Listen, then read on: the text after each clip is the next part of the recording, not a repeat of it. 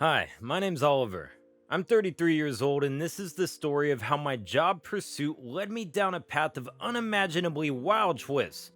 The story I'm about to tell is one I'm still wrapping my head around too. It's hard to believe that all these unexpected, thrilling, and shocking events actually occurred. Growing up, money took center stage in my family. We came from an average middle class background, and throughout my childhood, money was something that greatly appealed to me. All I wished to have was an amazing career in finance, climb the ranks, and become well settled in life. I craved that sense of financial stability. I was willing to work hard and achieve anything to get it. But you know what they say, be careful what you wish for. My mother worked in a small pharmacy store, while my old man ran his own carpet business. It wasn't anything substantial, but he taught me the tricks of the trade. Not the carpet industry, but the intricacies of business and numbers. I was a quick learner. I studied dedicatedly for years, acing high school and finally graduating as a valedictorian. Although my parents couldn't afford college, I worked hard for a scholarship and passed out with top honors in my class at the young age of 23. My first job was with a modest finance firm in my town, where I worked for the next decade. It was a great opportunity with excellent pay, but the hours were long, and about 5 years into the job, I realized that I wasn't truly happy there. My heart longed for the big league firms, with more significant career opportunities and challenges. Honestly, there wasn't much scope for finance in the town where I was from. Hence, I made a strategic decision to save up for the next 5 years, and when I finally had enough in savings, I knew it was time to move on.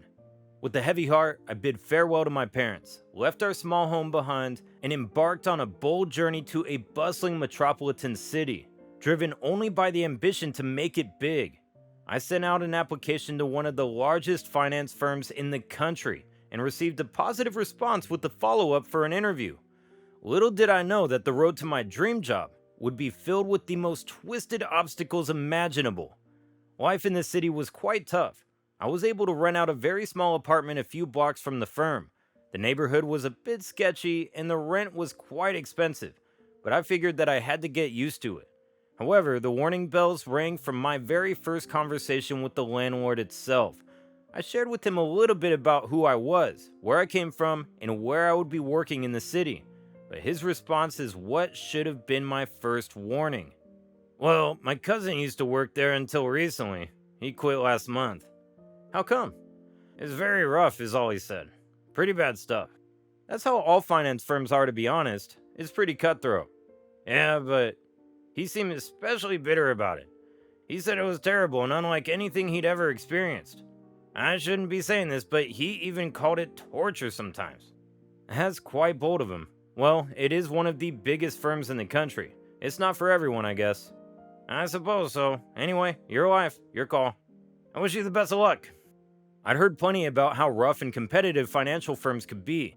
The environments were tiring and drained you of all your free time. But this was a massive firm, and I wasn't going to let this golden opportunity pass by. I was aware that the firm back in my town was quite easygoing and simple. Therefore, I prepared myself to adapt to a very hectic work culture in the city, and told myself that the new firm would be a fantastic learning experience. Oh, how naive I was. I visited the firm the next day, pretty optimistic about the interview. The firm was located in an extremely sophisticated building, which exuded wealth and luxury. The office spaces were sleek and the employees all dutifully worked at their spacious desks. However, now that I think of it, I clearly remember some of them offering me pitiful glances as I walked towards the interview room. The room was enormous and stylish and immediately stood out from the rest of the office. A very young woman, even younger than I was, sat behind a massive desk with a nervous secretary to her right and an HR manager to her left. This was Rachel, my future boss-to-be. She also happened to be Daniel's daughter, who was the CEO of the firm. The interview went exceptionally well and the questions were straightforward, but if I'd known what was going to happen, I would have turned around and walked out that moment itself. Just as the interview was about to conclude, Rachel snuck in a few words. I'm very pleased with your answers. I think you'd be a perfect match for our company. Thank you. I'm honored you think that. Of course. You were brilliant. I can't wait for you to join our work family. I'm looking forward to it. Gary here is my secretary, and Janice is the HR manager. We'll sit together, finish up the formalities, and get you the paperwork to sign soon. Thank you so much. I couldn't decide which was worse, Rachel's fake persona or me believing her kindness that day. Either way, it was impossible to have known just how much of a menace Rachel would become in my life. She was truly a ruthless wolf in sheep's clothing, but of course, I couldn't realize this until much later. After a few days of waiting, I received a call from Janice, the HR manager. She informed me that my application had been reviewed and successfully approved by Rachel and the other senior higher-ups. I was extremely happy and couldn't believe my luck. I was so close to my dream career. However, in an unusual twist, Janice asked me to sign the offer letter in person instead of sending it through email. It was quite uncommon for companies to do this, but not wanting to mess up this opportunity in any way, I obliged. This time, I was called to Rachel's cabin, and it was even bigger than the interview room. She gave me the offer letter to sign, but I wished I'd spent my time reading the fine print instead of being swayed by her sweet words. It's just formalities, go ahead and sign it. You're practically a part of the work family now. Shouldn't I go through this in detail? It's pretty thick. Of course you can. Take all the time you need. But why get caught up in the details? It's all good. The job is already yours. Sign away, and let's get to work. We've got big things to do, Oliver. She continued talking, and my attention was so diverted at the time that I blindly signed the offer letter. I'm very happy. You've made the right call. Welcome to the family. Rachel seemed very pleased and declared that I could start the next day. Little did I know that I just signed my torture certificate. I showed up for work the following day, excited about this new chapter in my life. I was given an amazing workspace. My first assignment was to create an extensive presentation. In Rachel's words, I need the presentation delivered by the end of the day, Oliver. Be as creative as possible. Make it excellent and crisp. The sky's the limit. Foolishly inspired by her words, I poured hours into creating a detailed and unique presentation on the office laptop. The other employees functioned like drones, unwilling to make conversation. It almost seemed like they were afraid to speak, which in hindsight made complete sense. By day's end, I emailed my presentation to Rachel, who happily accepted it, told me that it was fantastic work, and that she was very proud. A sense of relief and hope rushed through my body. I felt optimistic about my future. I knew it wasn't going to be easy, but I was glad to have my initial work recognized and appreciated. How stupid of me. The next day, I arrived at the office only to find Rachel in a swanky boardroom, where she was displaying a presentation to investors and directors. I couldn't believe it. It was my presentation on display. Rachel was proudly showing it off as if it were her own. All my ambition and goodwill faded away in an instant. I felt shocked and betrayed. She just casually stolen hours of my research and efforts. I waited patiently for her meeting to end before confronting her in her cabin. Unfortunately, the conversation went far from what I expected. Was that my presentation you were showing to the investors, ma'am? Yes, the pitch is my job. Creating the presentation is yours. But it's my work. You never asked me. Don't you dare take that tone with me, ever. Stick to your job. You create the presentations and I pitch them to the investors. This is how it works. But that's my research. We're done here. If you're finished cribbing, I need another presentation by the end of the day. The details are on your desk. Get to work. I stood stunned and wondered if this is what the job was going to be. The reality hit me like a ton of bricks, and the disappointment weighed heavy on my shoulders. However, I had no idea that this was only the tip of the iceberg. During lunch break, I crossed paths with Gary, Rachel's secretary, a person who would become a close confidant to me. I was sorry to hear about today. You really should have read the offer letter closely. There are a bunch of hidden clauses in it. I didn't know she was capable of this. She seemed so sweet during the interview. Well, yeah, that's all an act. That's how she gets you. I've been her secretary for the past 7 years, and there's really nowhere for me to go.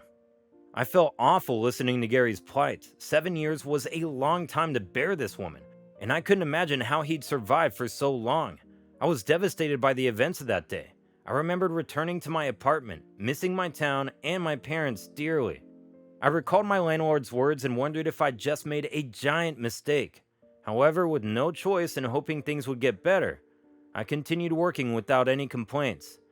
Sadly, I'd underestimated just how nasty the situation would get.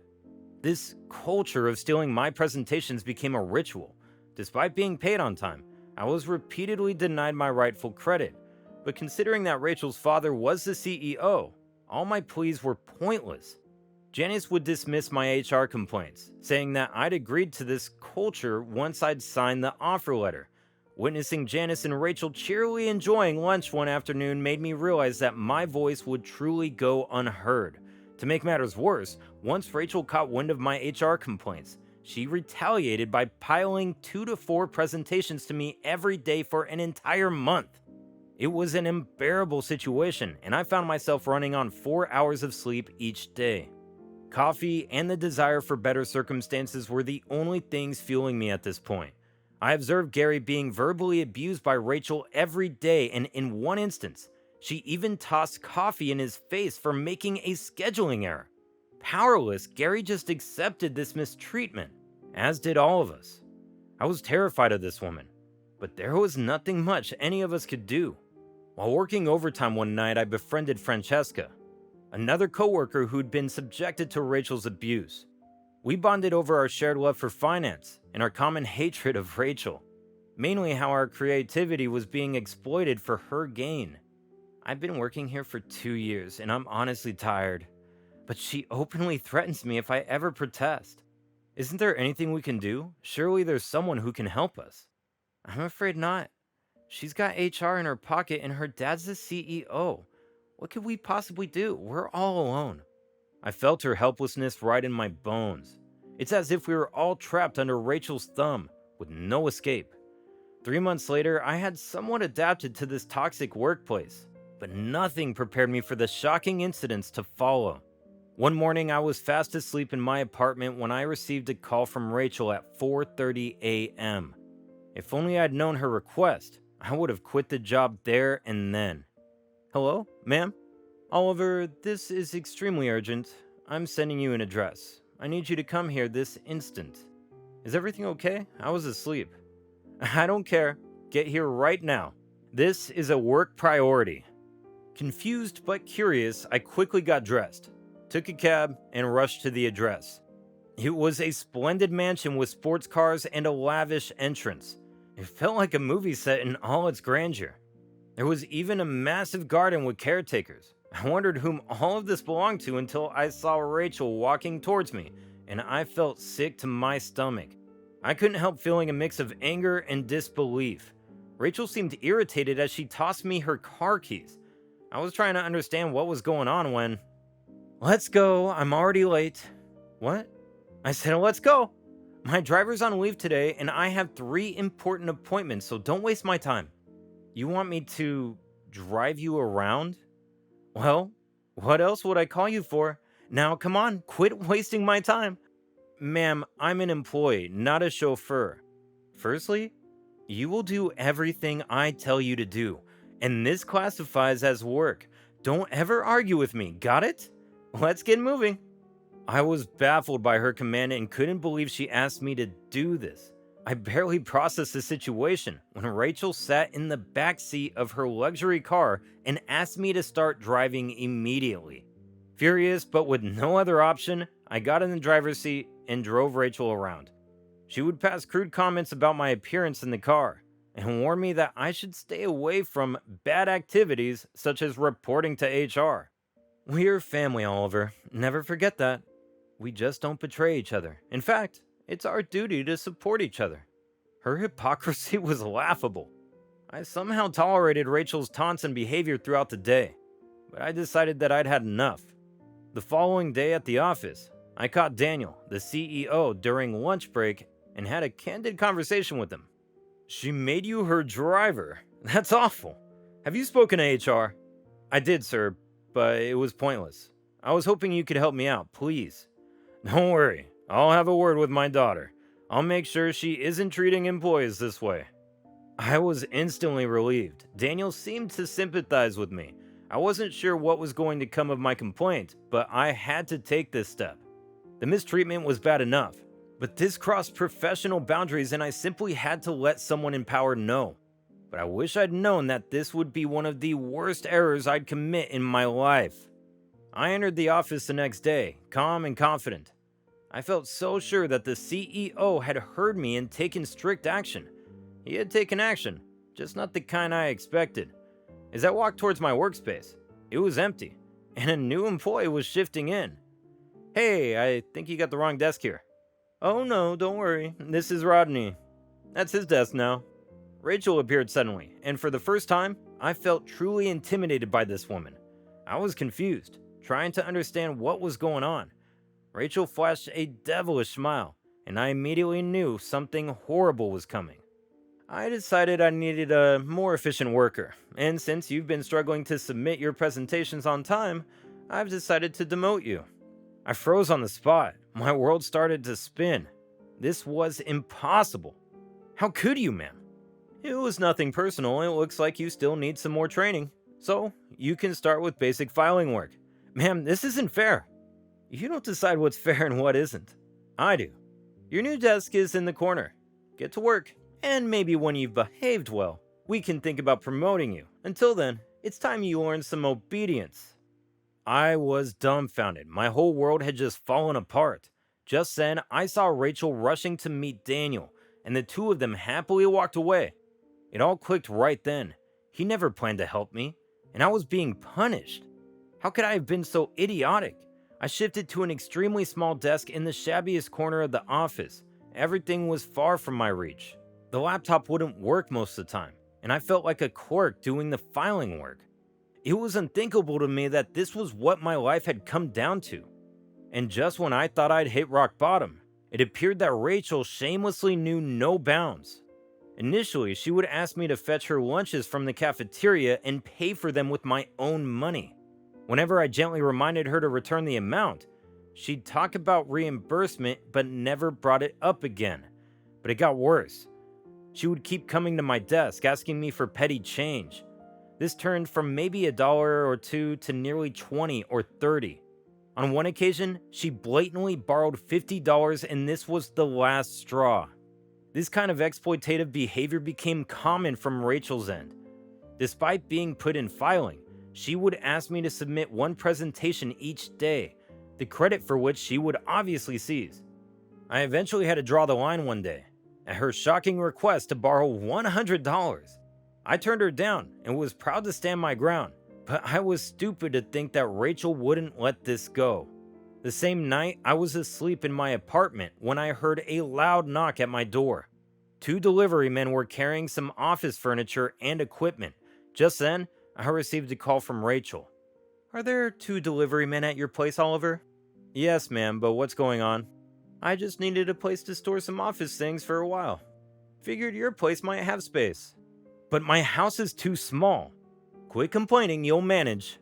Just shut up and cooperate with those delivery men and don't call me again. I'm very sleepy." As the delivery men started to unload the furniture, I struggled to make sense of things at this point. Was this my life now? Dancing to Rachel's every odd wish and command? I stormed into her office the next morning and confronted her about the situation. I could have never predicted how she would react. "Respectfully, ma'am, I've had enough. Making me drive you around, demoting me, asking for money, and finally the moving guys in the middle of the night? It's too much." "Are you threatening to quit?" "I'm just politely asking you to set professional boundaries."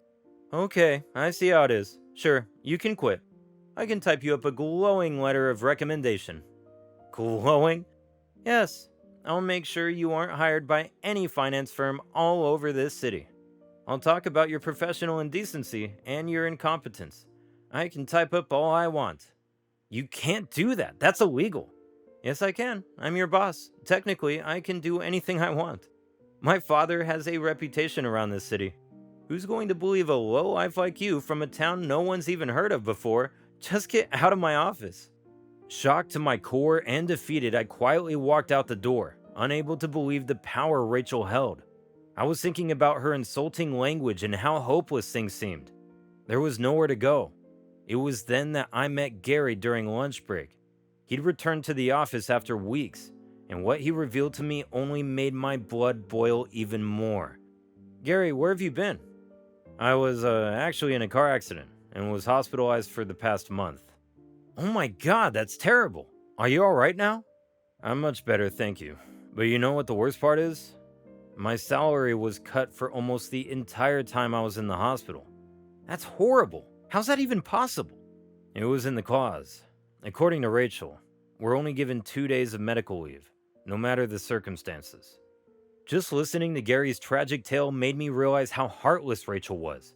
Being wicked is one thing, but this woman seemed absolutely insensitive. The most unexpected story was yet to come from Francesca. I met her again one night, while we both were working overtime. I heard her crying from my desk and immediately went to console her. She told me that Rachel had deducted a day's salary for her for showing up 4 minutes late to work. To punish her further, Rachel assigned her 5 presentations to complete in a single day. Francesca said she tried to speak to Daniel, who said that he'd hear her out. I already had a bad feeling about this. Well, Daniel invited me to their house to apologize in person. How did that go? I thought it would be great, but they had so many guests over, and Rachel took me to a corner and asked me to serve them. She told me that their maids were on leave and they needed help around the house. What? They made you serve their guests? Yes. I don't know what to do, Oliver. How do we fight these people? Francesca and Gary's words echoed in my mind. The 3 of us came to a joint conclusion. We needed to resist this mistreatment. All of us needed to fight back against these people. But how could we? Our hands were tied and everything was within their power.